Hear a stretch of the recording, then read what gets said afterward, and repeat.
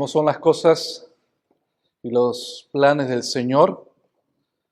Hemos celebrado la cena del Señor y dice la Escritura que eso hay que hacerlo ¿hasta cuándo? Y hoy el tema de la cadena de oro, lo último que se toca es exactamente ese momento, el tema tan preciado de ser glorificados. Recuerdo claramente cuando me casé con Maoli y cuando ella quedó embarazada, fue una experiencia muy hermosa en la perspectiva como primer padre en el sentido biológico, esa experiencia de ver el bebé crecer, hablarle. Y también fui testigo de lo difícil, de lo agotador que fue todo el proceso, verla todos los efectos que produce el embarazo, ver en ella cuando quería acostarse boca abajo y no podía. Varias hermanas entienden lo que me refiero. Y me acuerdo cuando mi hijo nació, aquel miércoles aproximadamente a las 9 de la noche, justamente mientras que yo estaba predicando. Apenas terminé, me fui al hospital a verlo por primera vez. Ya había subido mi hija, había subido mi papá, había subido varios hermanos de la iglesia. Y cuando yo entré al cuarto, Maoli estaba ahí, acostada. Me mostraron al bebé. Y yo quedé en ese momento en una sensación, en la mente bien en blanco, hermanos. Quedé admirado. Fue para mí indescriptible. Sentí ese nudo de la garganta porque era una experiencia nueva para mí. Me acuerdo que, no me acuerdo quién me lo dio, pero lo agarré, le di un beso, lo olí. Huelen a rico los bebés.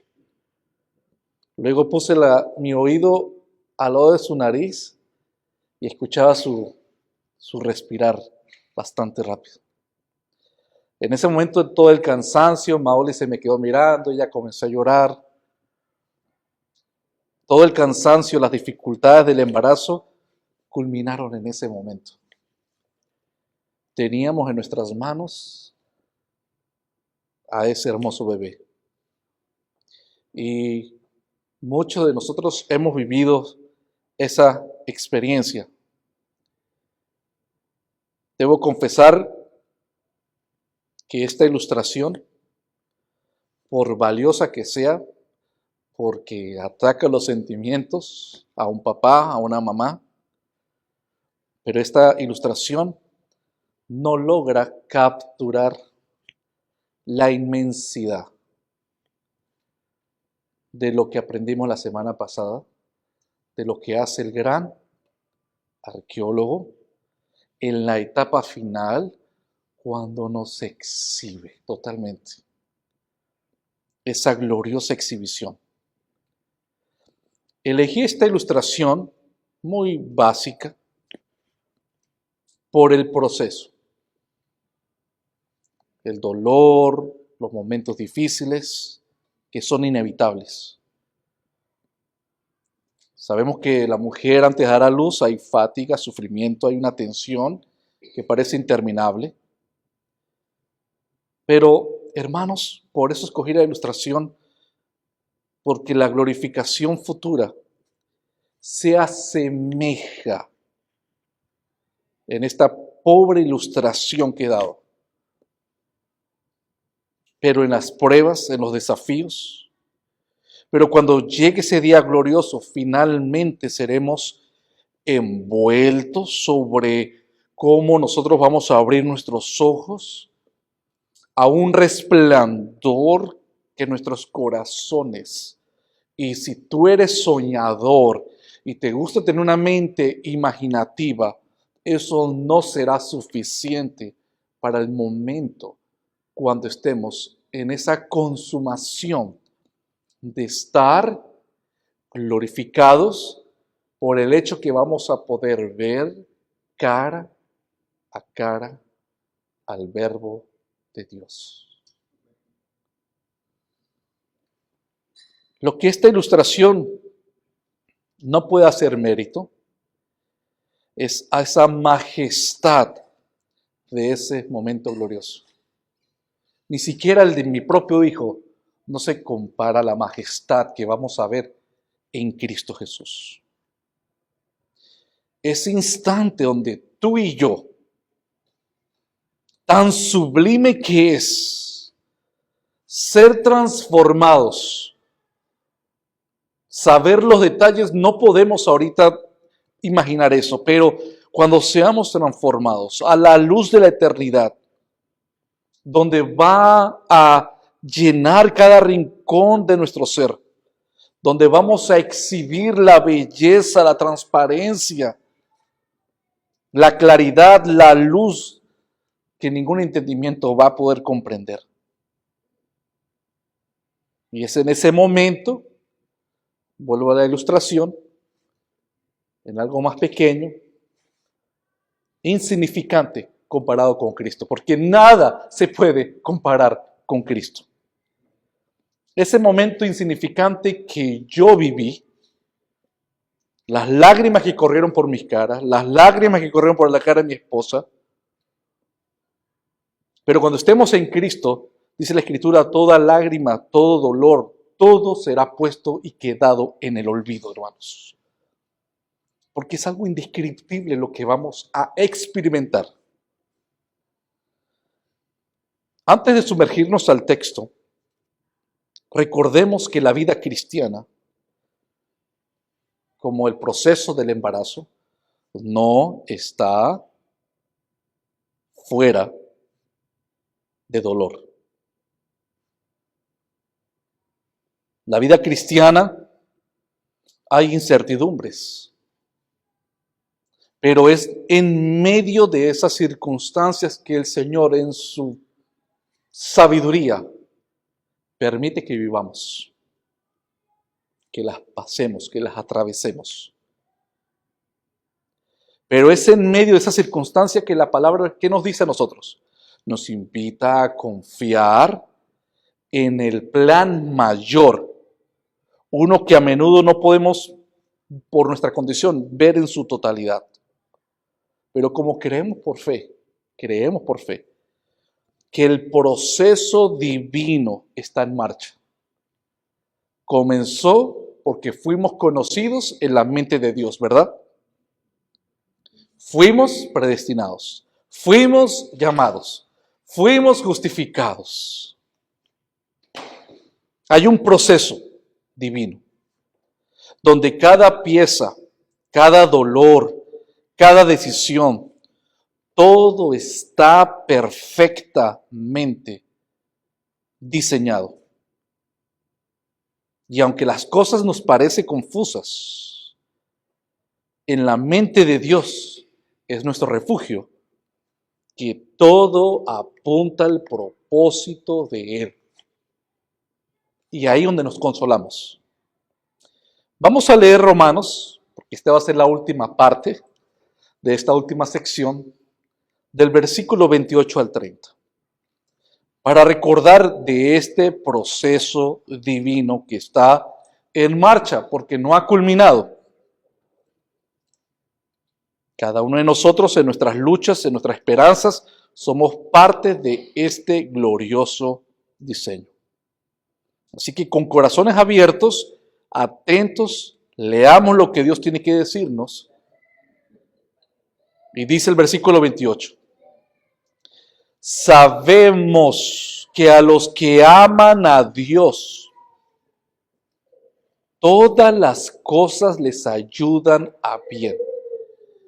Esto es, a los que conforme a su propósito son llamados. Porque a los que antes conoció, también los predestinó, para que fuesen hechos conforme a la imagen de su Hijo, para que Él sea el primogénito entre muchos hermanos. Y a los que predestinó, todos, a estos también llamó. Y a los que llamó, a estos también justificó. Y a los que justificó, a estos también glorificó. Padre, ayúdame en esta mañana a exponer tu palabra de manera fiel, clara y contundente para la edificación de todo tu cuerpo. Ayúdanos, Señor. Te lo pedimos en el nombre de Jesús. Amén. Acá esta secuencia que ustedes lo ven claramente en la cadena de oro, Pablo se refiere en el versículo 30 que se extiende desde la eternidad pasada, pasa por el alcance del presente y se proyecta infinitamente hacia una eternidad futura. Abarca el plano de lo que Dios es y de lo que Él ha hecho. Su decisión de salvarnos en la eternidad pasada, el momento de nuestra realidad cuando nos salva y nuestra esperanza aguardada en la eternidad futura cuando se consuma esta cadena de oro. La glorificación, esto está muy básico y elemental. La glorificación es un hecho futuro. ¿Sí? Todavía no estamos glorificados. Pero el texto, si ponen sus ojos nuevamente al final, el texto, ¿cómo lo presenta? Algo que ya ocurrió. No es contradictorio. Recordemos que el Señor en su aceidad, Él está en un presente continuo. Él ya por así decirlo, en la dimensión donde está el Señor, ya eso está cumplido. Pero nosotros estamos en el plano del tiempo. Entonces, el texto dice que fuimos glorificados. En términos teológicos, debo de decirles a ustedes, mis amados hermanos, que la glorificación es la etapa final. Pero no es la etapa final donde se acaba el cuento y dejamos de existir. No, es la etapa final del proceso, del plan de Dios, donde luego continúa para una eternidad en una fraternidad entre el cuerpo y Cristo para siempre. La palabra glorificación, que ven ustedes en el versículo 30, en griego se traduce también como honrar, como alabar, exaltar, enaltecer. Entonces, ese momento que en nuestra línea del tiempo estamos esperando, pero que en el Señor ya eso está determinado, cuando el Señor nos glorifique, es lo mismo que honrar, alabar y seamos exaltados o seamos enaltecidos. Pero es interesante que esta palabra de glorificar en el latín significa atribuirle gloria a alguien, como hablamos la semana pasada. No es que vamos a ser exhibidos para mostrar lo que somos en sí mismos, no. Somos exhibidos para mostrarle, y como dice en el latín la palabra glorificar, para atribuirle la gloria a quien hizo este trabajo en mí, que es Dios. Entonces la glorificación se refiere a la transformación radical del cuerpo humano y el alma del creyente. ¿Qué es lo que hace la glorificación? Los perfecciona en santidad. Santidad significa cero pecado, cero muerte, cero separación. Lo que hace la glorificación es que nos prepara para esa vida eterna donde vamos a estar en esta perfecta comunión con Dios. ¿Qué es lo que hizo el primer pecado? Nos separó de Dios. Entonces, la glorificación es esta comunión perfecta con Dios. ¿Tenemos nosotros ahorita la realidad que tenemos una comunión en Cristo? Sí, claro que sí. Pero todavía no del todo, porque estamos todavía no glorificados. Un texto que podemos compartir de esta realidad es 1 de Juan, capítulo 3, versículo 2. Dice, amados, ahora somos hijos de Dios, y aún no se ha manifestado lo que hemos de ser. Pero dice Juan, pero sabemos que cuando Él se manifieste, seremos semejantes a Él, porque le veremos tal como Él es. Otro punto teológico importante, porque necesitamos tener esto claro, hermanos. Otro punto importante teológicamente hablando, de suma importancia, es que la glorificación no debe confundirse en dos cosas. ¿Ok? No debe de confundirse la glorificación en dos cosas elementales. Uno, no podemos confundirlo con el estado intermedio después de la muerte. Ahorita les explico. Y dos, la restauración de la tierra. Repito, no podemos confundir lo que es y enseña la palabra de la glorificación con el estado intermedio después de la muerte y la restauración de la tierra. Hablando de ese estado intermedio, que se pueden estar preguntando a qué se refiere el hermano, me explico que no se debe de confundir con ese momento en el cual el alma deja el cuerpo y el cuerpo queda a 3 metros bajo tierra. Sabemos que ahora en este momento hay muchos hermanos de la fe que han muerto. Su cuerpo sigue ¿en dónde? En la tumba. ¿Ok? El cuerpo sigue en la tumba. En la glorificación, según la enseñanza bíblica, se produce una transformación, como le dije, completa, donde tanto el alma como el cuerpo están erradicados de pecado, están glorificados. ¿Y eso ocurre cuándo? Eso ocurre en la segunda venida de Cristo. Cuando Cristo venga en gloria, el texto nos dice que los primeros en resucitar glorificados, ¿quiénes son? Los que han muerto en ese momento. Cuando se cumpla eso, todo lo que han muerto en el pasado, podremos ser nosotros, o podremos ser también los que entran en la segunda categoría, que los que estén vivos en el momento que van a experimentar la venida del Señor, entonces ellos serán glorificados en Cristo Jesús. En 1 Corintios, ahí en el capítulo 15, en los versículos 42 al 44, dice así la palabra. Así también es la resurrección de los muertos. Se siembra en corrupción, resucitará en incorrupción. Se siembra en deshonra, resucitará en gloria. Se siembra en debilidad y resucitará en poder. Se siembra cuerpo animal, resucitará cuerpo espiritual. ¿Ven el contraste que hace Pablo? Hay cuerpo animal y hay cuerpo espiritual.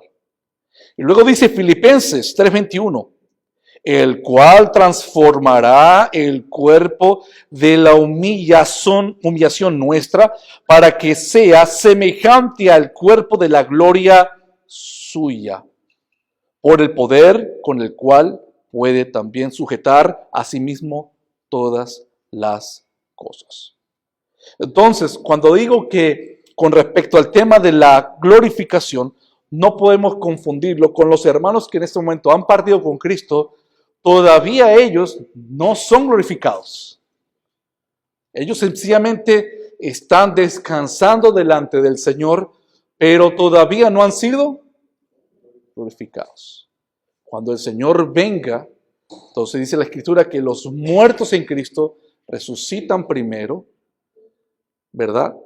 Y luego dice, los que estén vivos en ese momento, seremos transformados en un abrir y cerrar de ojos. Esa generación va a tener una particularidad muy distinta a todas las demás. Es que no verán muerte. Solamente es particular de esa generación que esté viva cuando Cristo se manifieste. Entonces, este es el momento en que los efectos del pecado y la corrupción son totalmente eliminados. Luego mencionamos que no podemos confundirlo con la restauración de la tierra. Pasaje que hemos estudiado ahí en Romanos, antes de la cadena de oro, del 19 al 23, estudiamos que la creación gime por ser redimida. Pero la restauración de la tierra es un evento paralelo, no es la tierra glorificada. O sea que cuando Cristo venga y esté glorificando a los muertos en Cristo y a los que están vivos, de manera paralela la tierra va a estar siendo renovada. ¿Por qué tiene que ser renovada? Porque también la tierra tiene que ser purificada de tanto derramamiento de sangre, comenzando con la sangre de Abel, y así sucesivamente. De tal manera que en la nueva tierra, como dice el Salmo 1, los injustos no pueden heredar.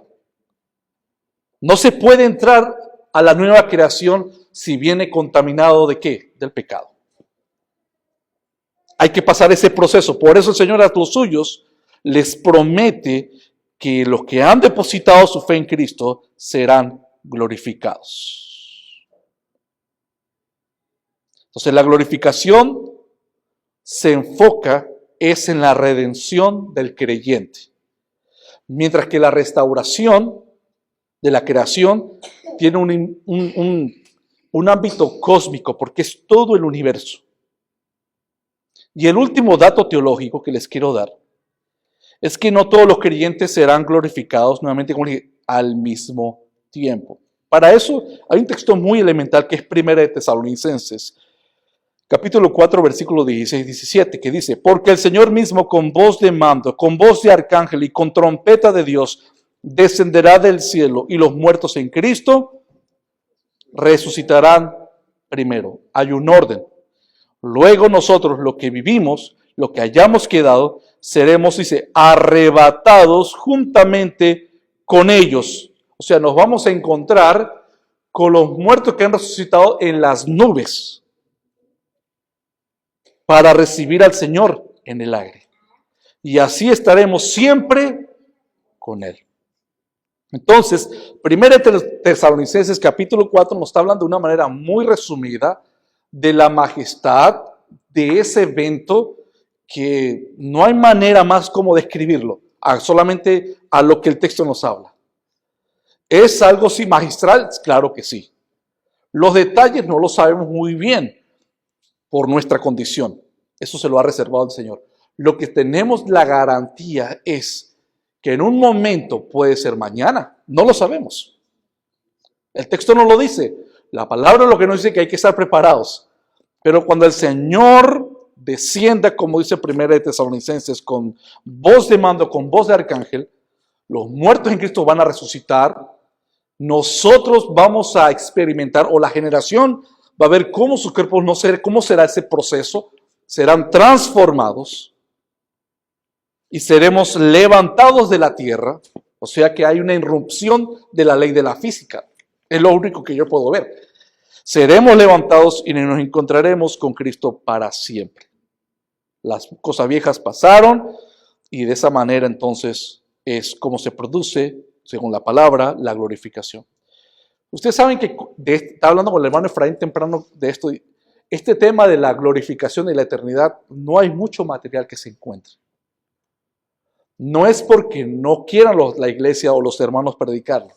Es por el sencillo hecho que el texto nos habla de la glorificación, pasar a la eternidad. Hay hermanos que preguntan preguntas, yo creo que pues se entienden. ¿Y qué vamos a hacer en la eternidad? Sabemos elementalmente que vamos a glorificar a Dios. Pero, ¿se van a hacer otras cosas? Yo creo que sí, hermanos. pero no podemos caer muy detallistas. ¿Qué cosas? No lo sabemos. El texto guarda silencio en esas cosas. Entonces, veamos lo que el texto nos dice, veamos ese momento sublime que viene día tras día. Pablo dice que cada día que avancemos estamos más cerca de la venida de Cristo.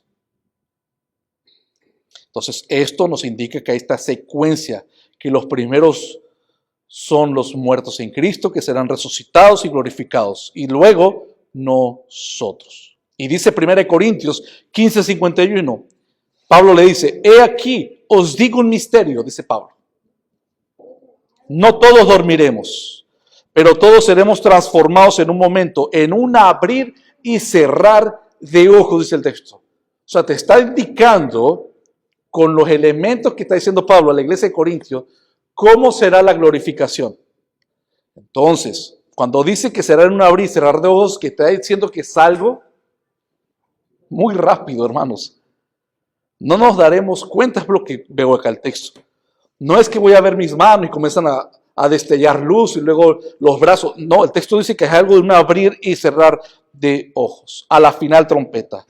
Porque se tocará la trompeta y los muertos serán resucitados incorruptibles y nosotros seremos transformados. Entonces hay un orden en la glorificación. Hay un orden. La glorificación, hermanos, es el objetivo final por el cual fuimos creados. Repito, este final de la cadena de oro nos muestra que el Señor hizo todo lo que ha hecho. ¿Es para qué? Es con ese fin. Es para ese día. Es para ese momento. La glorificación.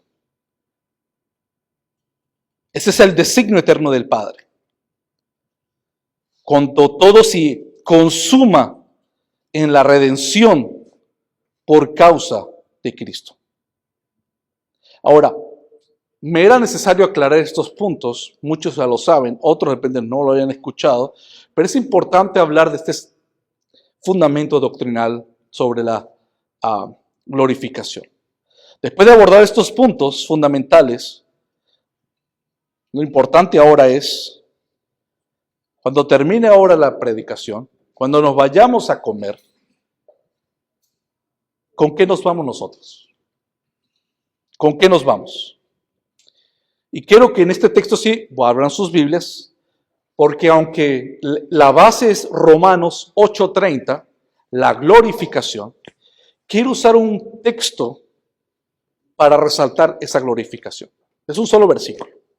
De ahí emana todo lo demás que vamos a enseñar. Primera de Corintios, capítulo 15, versículo 57, un texto que ya el hermano Efraín nos compartió.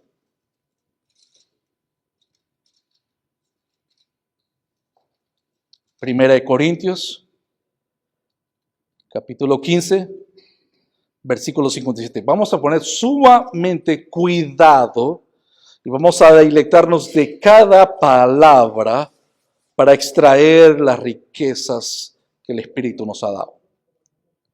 Primera de Corintios, capítulo 15, versículo 57. ¿Qué dice Pablo? Mas gracias sean dadas, ¿a quién? Mas gracias sean dadas a Dios, que nos da la victoria por medio de nuestro Señor Jesucristo. Esta victoria se consuma ¿en qué? En la glorificación, totalmente. Este versículo nos recuerda que la glorificación no es una idea distante, vaga, es una promesa firme y activa, hermanos. ¿Me escucharon lo que acabé de decir? Esto no es una idea, no es palabras de hombres que vienen, resuenan y luego se van con el tiempo.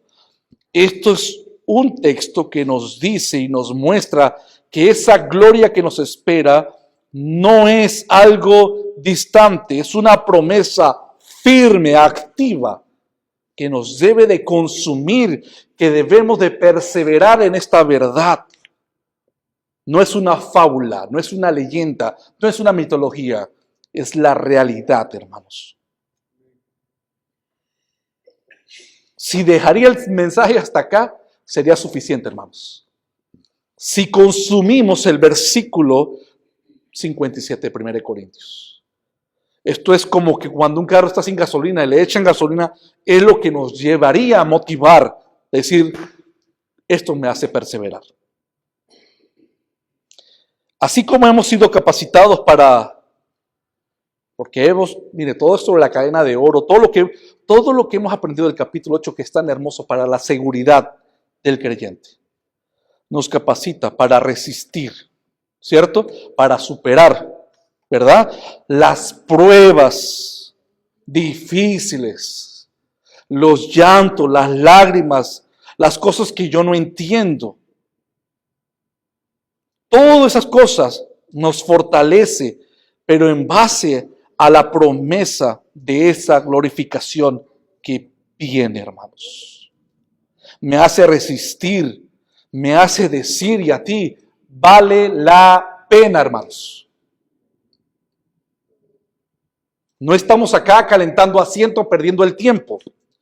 Estamos preparándonos para la eternidad y ese momento que comienza con la glorificación.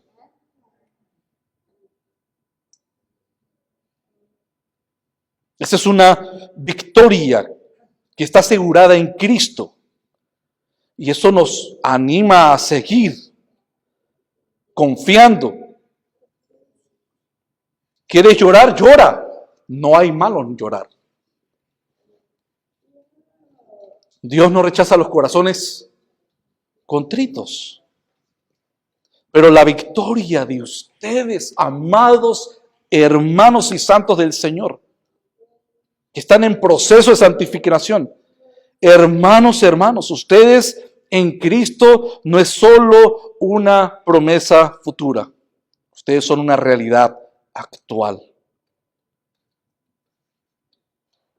¿Cuántos creen realmente que Cristo está sentado en su trono y que ya está gobernando? ¿Lo crees? ¿De verdad lo creemos?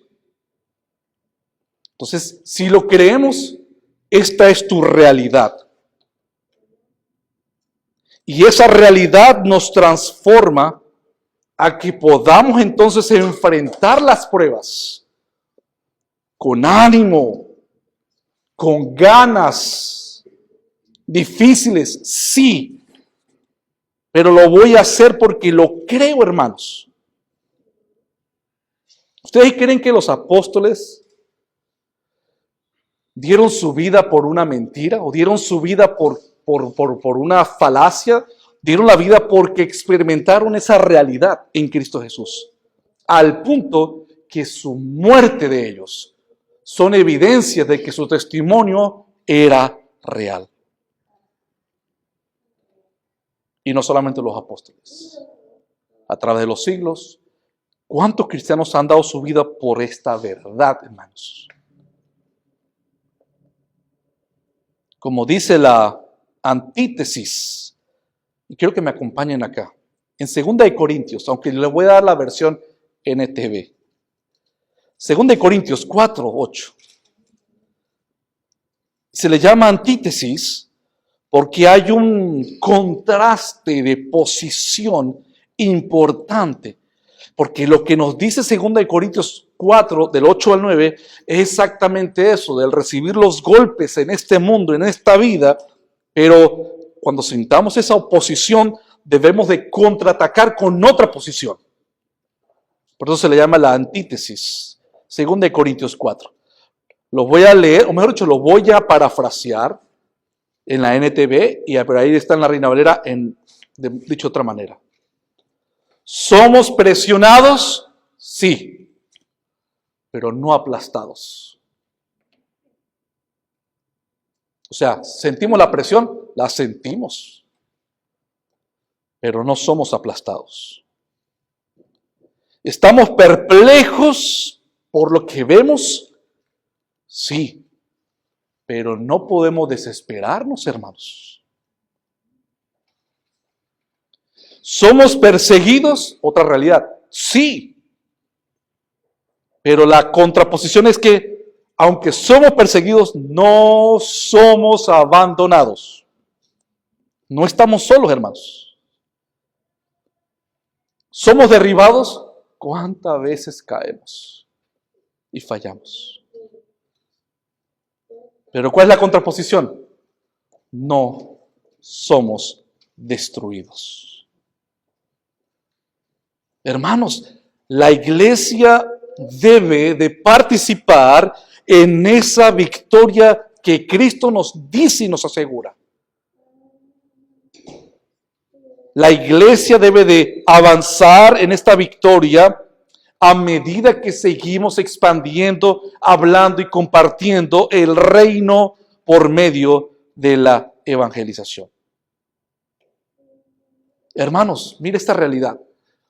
Cada uno de nosotros somos resultados de los hermanos del pasado que gracias a su perseverancia, gracias a su esfuerzo en la victoria que ellos guardaron en Cristo, Cristo ha llegado a nuestros oídos. Es Cristo, sí. Es Cristo, sí. Pero el Señor ha usado a esos vasos para exhibir el Evangelio, por el cual tú has llegado, yo he llegado. Hermanos, ¿no ven la responsabilidad que tenemos para las siguientes generaciones? La victoria en Cristo nos capacita, hermanos, para vivir una vida de fe, valentía y esperanza, sabiendo que todas nuestras batallas ya han sido, lo digo en pasado, ganadas, hermanos. Y así como hemos heredado esta victoria, debemos nosotros dejar una herencia para los hermanos del mañana. Por eso venimos, por eso nos formamos, por eso aprendemos, porque también queremos exhibir la belleza del Evangelio, para que crean, para que se unan al cuerpo, porque esta es la voluntad de Dios. Mostrarle al mundo, somos exhibidos, que somos victoriosos en Cristo, en Él, aplastados, presionados, pero no aplastados, hermanos. Recuerden, perplejos, sorprendidos de la situación del mundo, pero vas a mostrar que no hay desesperanza. Vas a mostrar que somos perseguidos y que nos golpean y que nos siguen, pero vas a mantenerte, ahí sí acuño esta palabra, rodilla en tierra, que no somos abandonados, derribados pero no destruidos. Esa es la herencia que el Señor nos da. Entonces, ¿por qué estoy usando 1 Corintios 15, 57? ¿Qué dice? Repito otra vez, 1 Corintios 15, 57. Mas gracias sean dadas a Dios que nos da la victoria por medio de nuestro Señor. 3 puntos sencillos y muy rápidos. Primer punto que veo de 1 Corintios 15, 57, es que la victoria que tenemos y que nos podemos jactar, en eso sí nos podemos jactar. Lo que es prohibido y que Dios no aprueba es jactarnos ¿en quién? En nosotros mismos. Si te quieres jactar, dijo Pablo a los Corintios, si te quieren jactar, jáctense en Dios, todo lo que quieran. Y lo primero que observamos en 1 Corintios 15, 57 para apoyar y darle fuerza a Romanos 8:30 es que la victoria que tenemos es por voluntad de Dios. Amén. La victoria que ya tenemos es porque ha sido la voluntad de Dios de darnos esa victoria. Podríamos empezar subrayando cómo la primera parte de ese texto nos revela cuando dice, mas gracias sean dadas ¿a quién? A Dios. Él nos da la victoria. Este enfoque centrado en Dios sugiere que la victoria, entonces, no proviene de nuestros esfuerzos, de nuestra inteligencia, de tu capacidad, de tu moral fuerte. Esto proviene y es absolutamente de Dios. Dios quiso darte la victoria. Y no es algo que te lo da y dice, bueno, ya te lo di, allá tú sí lo cuidas. No, Él te lo da y te mantiene para que llegues hasta el final. Más hermoso aún.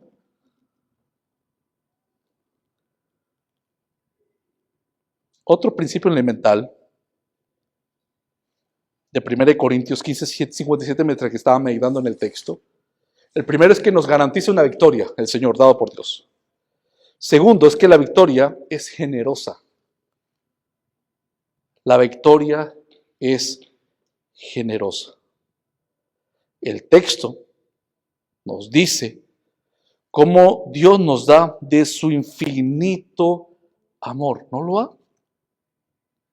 Todo el texto bíblico nos lo dice, la palabra nos lo dice. Por el cual nos otorgó victoria sobre el pecado a través de Cristo Jesús. Eso es su generosidad. Nos hace, acá viene la generosidad, nos salva, amén. Pero la generosidad es que el Señor ahora nos hace y nos llama a ser partícipes para alcanzar a otros. ¿Saben qué es eso? ¿Saben qué es eso? La palabra inerrante, infalible. El mismo mensaje, mejor dicho, el único mensaje que salió del seno de Abraham, el verbo hecho carne, que vino a revelar ¿qué? La voluntad de Dios. Alumbró a los que estaban en la oscuridad.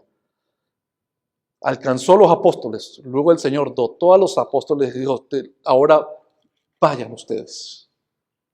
¡Qué honor, hermanos!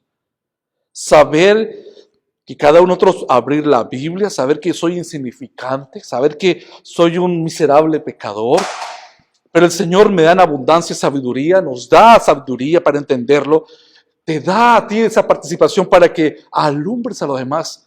Eres un vaso de honra para ser útil para el reino de Dios. A veces pensamos, miren, en este plano más bajo, cuando vemos a una persona famosa, y eso le pasa incluso creyentes, y no solamente creyentes con personas famosas del mundo, esto incluso pasa con creyentes cuando hay hermanos de Dios reconocidos, que cuando lo ven en persona hay algo que ocurre a veces que yo creo que hay no digo que sea malo, pero la admiración es algo sano, pero a veces también hay un tipo de idolatría por hombres de Dios, como si fueran, dicen en inglés, rock stars, estrellas de rock. Ojo, no lo hacen los hermanos, ¿sabe qué? Lo hace a veces la propia iglesia. Pero hermanos, eso, cuando nosotros entendamos, como le pasó a Pedro y a Juan, cuando predicaban el evangelio, ¿se acuerdan? En Jerusalén. Y los agarraban y los azotaban y les decían, si ustedes siguen predicando en el nombre de ese hombre, los vamos a azotar y los vamos a encarcelar, ¿cierto? Y seguían otra vez predicando y cuando les predicaban venían y los azotaban. Y los textos dicen que estos hermanos se quedaban, cuando les pegaban, estaban los los judíos pegándoles, azotándolos. Solamente estos hombres, apóstoles, hombres sencillos decían, nos están golpeando o martirizando por nuestro Señor. Se quedaban, esto es, vean la percepción de los apóstoles. Hermanos, Dios te llamó, te dio la victoria y te da todo además. Te hace partícipe para que le compartas el evangelio a otros. Eso nos llena y nos debe, claro, estamos en una posición, cada uno de nosotros, de honor. Porque sabemos que no lo merecemos. Dios nos da su infinito amor, nos otorga la victoria para que le muestres a otros, te hace partícipes. Como dice 2 Corintios 5:20. Mira, hermanos, se los leo. 2 Corintios 5:20. Así que somos embajadores en nombre de Cristo. Y mira lo que dice el texto. Como si Dios rogase por medio de. ti, hermano. Os rogamos en el nombre de Cristo, reconciliaos con Dios. Ahí sí, eso nos debe mover el piso. O sea, Dios ruega por medio de mí cuando yo hablo el mensaje a las personas. Dice el texto que sí. Por eso es que para nosotros es tan importante que seamos fieles al texto bíblico. Para que entonces tengamos la confianza que yo no estoy torciendo las escrituras, sino que estamos siendo fieles a lo que el texto dice. Entonces tú sabes, Dios está hablando por medio de mí. Dios te está usando a ti, hermano. Eso está haciendo el Señor muy, mejor dicho, extensamente generoso. Por eso, hermanos, cuando compartimos el mensaje de la cruz, nosotros, atención, alzamos la voz que Dios te ha dado. Esa voz, cuando hablas de acuerdo a la palabra, ya no es tu voz, es esa voz que atraviesa los tiempos. Esa voz que anuncia que la sangre del Hijo de Dios que fue derramada en aquel madero es un canto eterno que proclama el amor divino ante el mundo. Pero también esa voz que Dios usa de ti, que atraviesa los tiempos, también desnuda el odio que Dios tiene por el pecado. Ese es el Evangelio. Porque en la cruz, he allí lo que provoca el amor de Dios. Esa es la evidencia, ¿verdad? Es parte del Evangelio. Porque también debes decir, he allí en la cruz, que pueden ver lo que provocó la rebelión. En la cruz vemos el amor y en la cruz vemos el odio, basado en la santidad. Eso lo hemos hablado. Vemos el amor que dio a su Hijo por nosotros. Pero vemos lo horrendo, lo que hace el pecado, que es lo que hizo en el cuerpo de Cristo. ¿Y qué es lo que vemos en la cruz? Cuando hablamos del juicio, vemos un juicio implacable, pero también una gracia infinita. Y convergen en un solo acto sublime, hermanos. Dios te ha llamado a ser partícipe de ese mensaje. Y tercero, hemos visto que una victoria que es dada, una victoria generosa, y otro punto, el último que quiero compartir con ustedes, que es una victoria asegurada. La primera es una victoria, te la dio. Segundo, una victoria en abundancia. Y la tercera es una victoria asegurada. Por eso habla en pasado el texto de Romanos 8:30. Es una victoria asegurada. Recordemos que tenemos una victoria por voluntad divina. Recordemos que tenemos una victoria generosamente dada por Él. Nosotros no solamente somos vencedores, el texto nos dice. Nosotros somos mucho más que eso, que vencedores. Mucho más. No es las fuerzas de tu mano, es la sangre que fluyó por ese madero que te capacita para perseverar. Cristo, el león de Judá, como lo habla y habla ese lenguaje poético hermoso. Cristo, el león de Judá, rugió en medio de la muerte. Nos ha vestido de su triunfo. Hermanos, nos ha vestido de su triunfo. Cristo nos dice, eres mío totalmente, para siempre eres mío. ¿Qué podemos hacer nosotros? Aferrarnos a Él. Y solo a Él. porque vivimos con esta gratitud. Cada paso que das hoy, mañana, cada respiro que das, hermanos, sabes que eres de Él y que tú te aferras solamente a Él. Cada día, hermanos, hay un eco que resuena, que nos recuerda lo que ocurrió en la cruz, ese doble intercambio, nuestros pecados sobre Él, su justicia sobre nosotros. ¿Y saben qué es lo que sigue anunciando la cruz?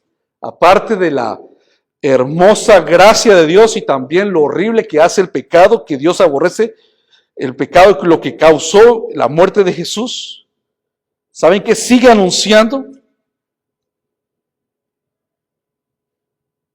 Que la cruz no es el final, que la muerte que podamos experimentar en esta tierra no es el final, es el principio de la gloria eterna. Por eso hay un dicho, un pastor, no me acuerdo de tal nombre, que él decía, cuando un cristiano muere, es donde realmente comienza a vivir.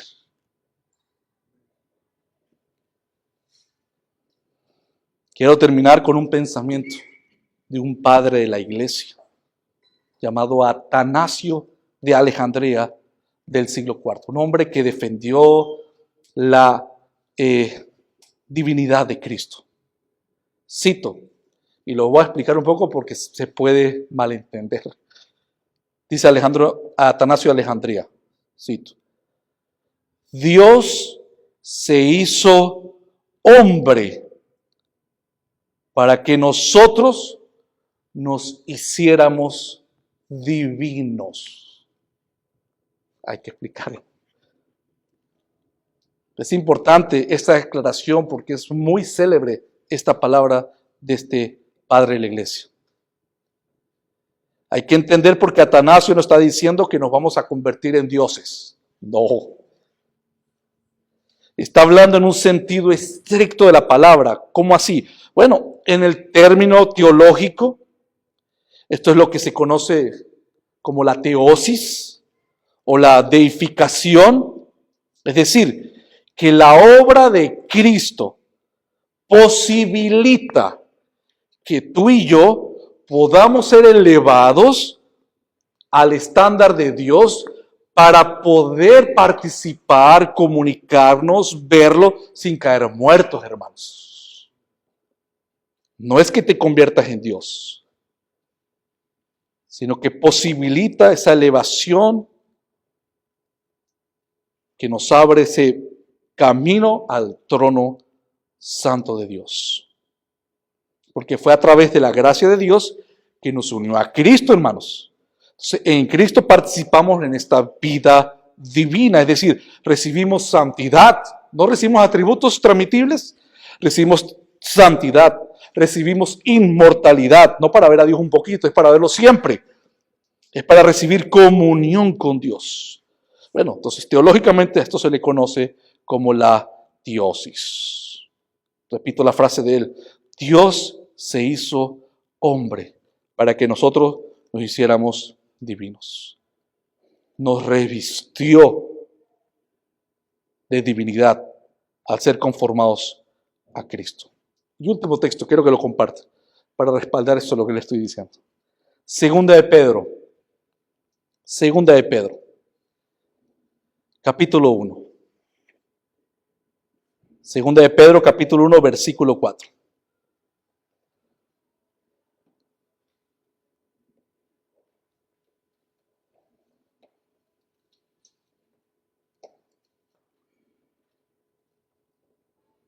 ¿Tenemos?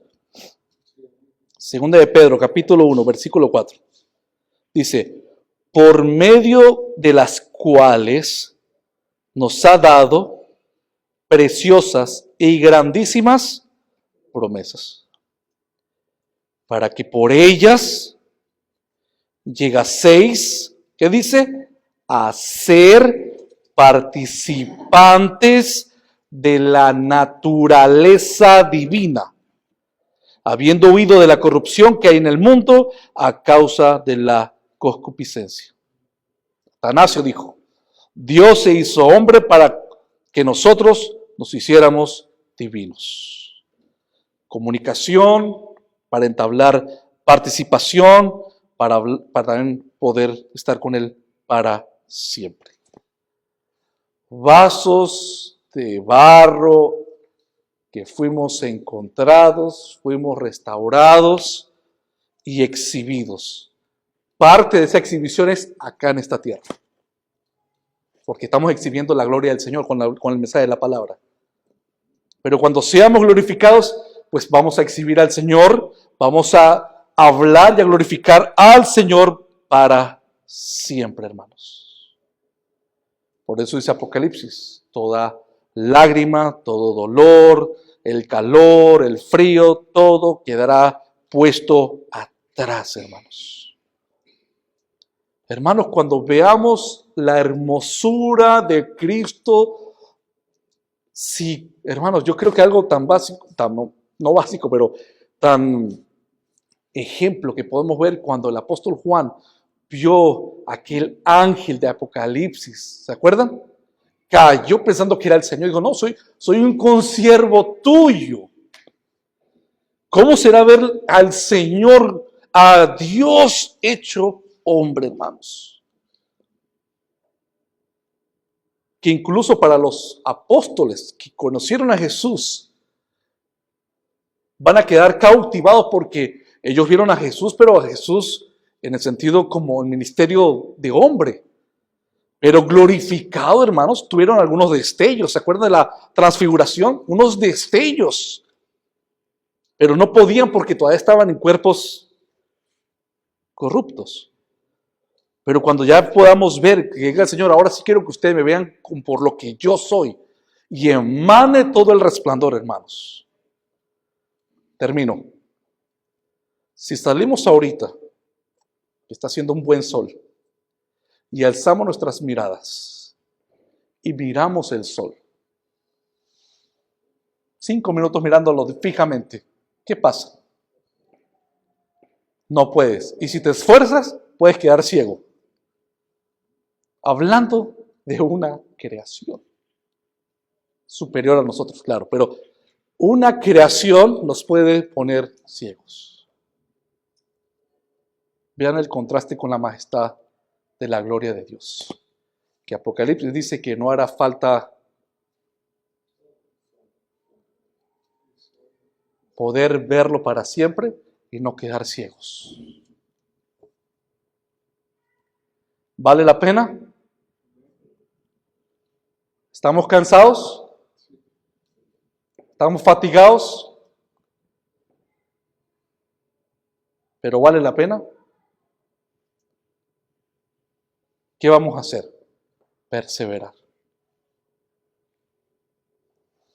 ¿Qué más vamos a hacer? Si el mundo está en caos, el este de Estados Unidos, la gente se desespera, no hay papel higiénico, no hay huevos, no hay... ¿Qué va a emanar el cristiano? ¿También desesperanza? ¿Correr, gritar? Ir a Cristo los que estáis cansados y fatigados. Ustedes están como muy tranquilos, es que descansamos en la soberanía de Dios.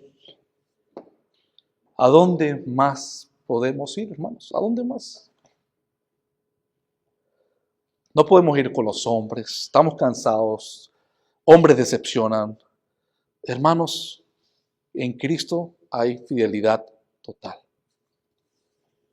Por eso lo amamos. Por eso es nuestro Señor, por eso es nuestro Salvador. Sabemos que nos falta crecer. Sabemos que tenemos que continuar perseverando. Sabemos que debemos brotar cada día más frutos. Pero lo más hermoso es que si pecamos, si fallamos, pedimos perdón. Pero el Señor no nos va a aplastar con su ira, sino que nos vuelve a restaurar. A Él sea la gloria, la honra, el honor, el poder, el sublime amor del Señor por nosotros. Oremos. Señor, ayúdanos en esta mañana, aparte esta tarde, a que podamos perseverar, Señor, en tu palabra. Que podamos seguir exhibiendo de lo que viene de aquel día de la glorificación, que podamos exaltarte, mostrar la grandeza que tú haces.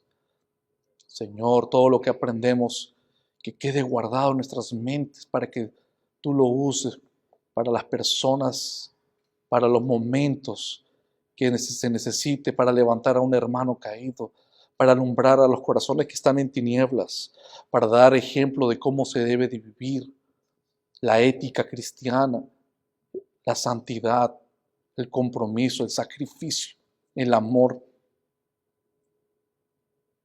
Señor, ayúdanos que solo no podemos. Te lo suplicamos. Señor bendito, te lo pedimos. Ayúdanos, ayuda a tu iglesia en esta mañana, que podamos nosotros no perder el objetivo, que proseguir al blanco. Señor, líbranos de la tentación, líbranos de la fama, de las riquezas, del dinero. Señor, manténnos en tus caminos, que busquemos el reino de los cielos y su justicia. Ayúdanos, Señor, porque las tentaciones son reales, muchas veces son muy fuertes. Ayúdanos, Señor, para exhibir tu gloria con nuestras vidas. Te pedimos esto en el nombre de Jesús. Amén.